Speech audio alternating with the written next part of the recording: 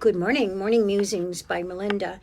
You might wonder why, when I'm doing my morning musings, I talk so much about emotions and how we work our emotions, how we work our energy, how we work our interaction with each other, how we work our interaction with collective consciousness.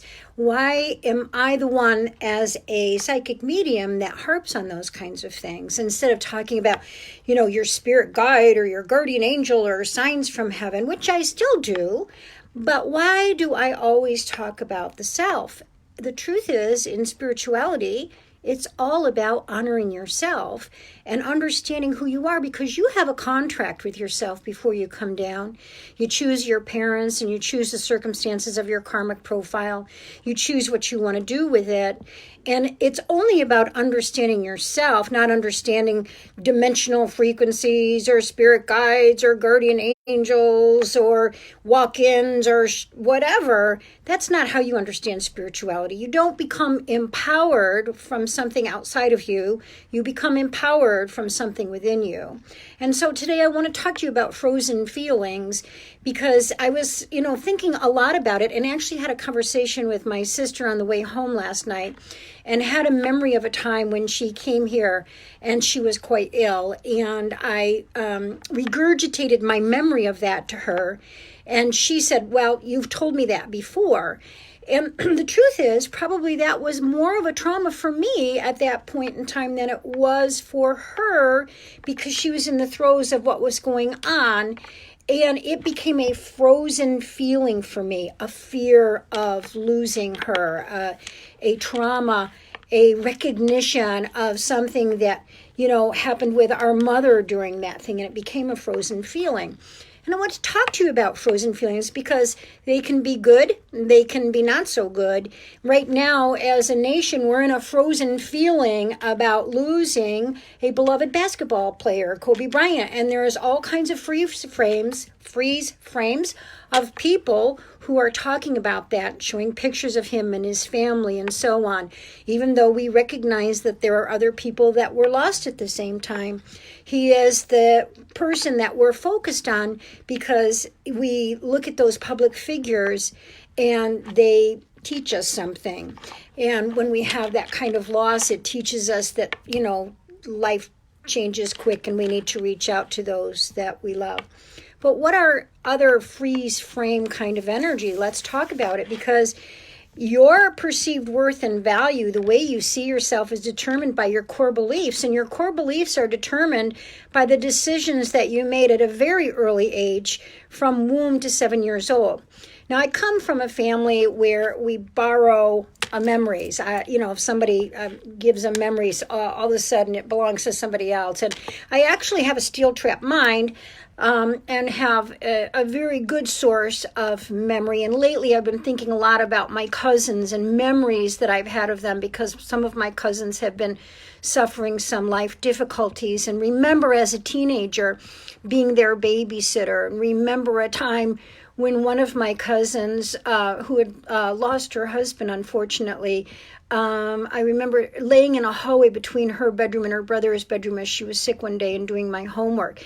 Those are things that I remember that they wouldn't remember because I was a little bit older. So the love that I feel for them as I reach out to them may feel different to them, because we come from a big family and we're all spread out. We may not have kept in touch the way that we should have over the years, or let me take responsibility for that. I may not have stayed in touch the way that when I see them suffering the loss of a child or a husband or something, that I wish I had over the years, because I genuinely have a frozen frame feeling of love for them. And see the lights go on in my office again. I love that when that happens, you guys. It's spirit giving validation. And so those are freeze frame feelings that I have from when I was a kid. And it's all part of my core belief system, self-worth, feelings of positive and negative. I remember once I got a dog, a crazy little dog, and my mother-in-law and I were standing out in the yard, and the dog went and grabbed a grapefruit and had this really weird look on its face. And I remember the hearty belly laugh that my mother-in-law had at that time, and it's in my head, freeze framed in my head, that little bit of emotion. So, sometimes emotions that are freeze framed turn into PTSD, post-traumatic stress disorder, and they have to be evaluated and understood, recognized, and balanced through either EMDR or hypnotherapy or some kind of cognitive behavioral therapy or dialectical behavioral therapy that allows for that to move through the brain, because we don't want to keep trauma in the brain. But other of our emotions may stay frozen because they're pleasurable emotions, and we have a feeling of something pleasant if we're reminded of that. Frozen emotions may be, for an example, something that a parent says to a child, stop crying or I'll give you something to cry about. Okay, those kinds of things are damaging to a human being, although we say them through the generations because that's what we're taught. And those emotions can be frozen and blocked and create things like heart disease or cancer or whatnot. Frozen emotions occur when a child is feeling afraid. And so they, get triggered back easily. The emotion of fear is something that gets very frozen inside someone.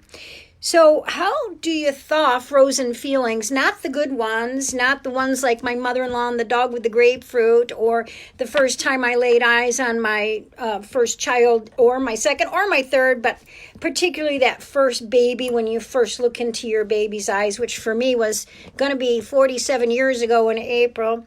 But what about those emotions that are frozen in a way that is an inhibiting factor?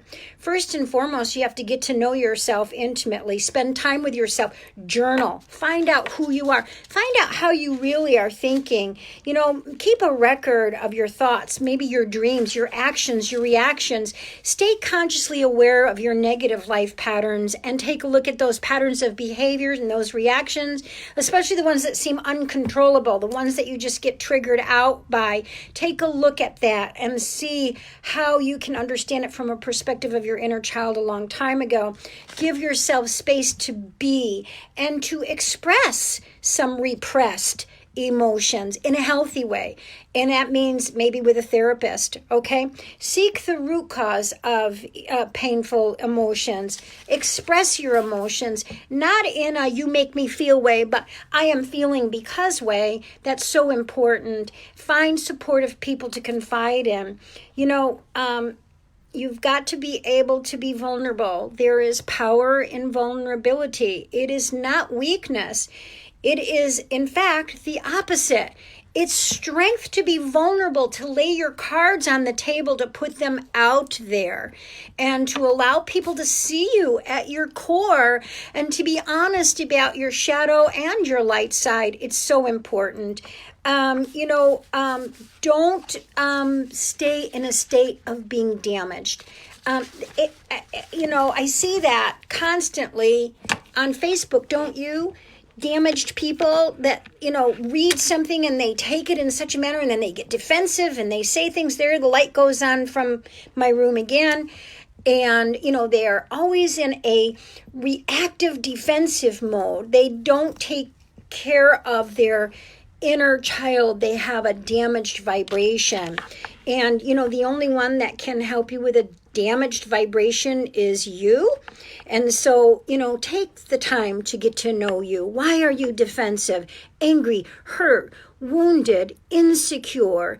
Why is that, and look at that and see if you can move it a little bit and honor it too and love it too, because that's what your karmic profile is. So if you're on the freeze frame, if you have a frozen emotion, if you feel frozen in your life, take the time to get to know yourself, evaluate yourself, love yourself, heal your inner child.